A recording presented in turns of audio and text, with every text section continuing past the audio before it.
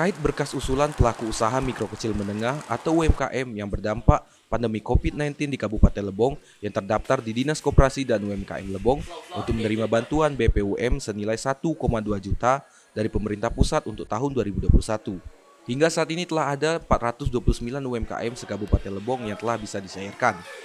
Diharapkan kepada pihak kecamatan dan pemerintah desa yang masyarakatnya belum menyerahkan berkas pengusulan penerima bantuan UMKM dari pusat, Dinas Disperindakom selalu siap dan standby untuk menunggu sampai batas waktu yang telah ditentukan oleh pihak Kementerian Koperasi dan UMKM.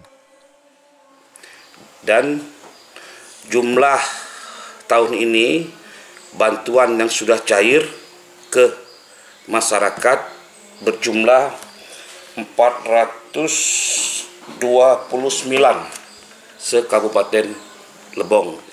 Jadi kami mengharap untuk setiap kecamatan yang belum mengirim untuk UMKM di kecamatan atau di desa, kami dari Dinas Disperindak menunggu sampai waktu yang telah ditentukan oleh pihak Kementerian Koperasi dan UMKM ditutup, dan kami tetap standby menunggu.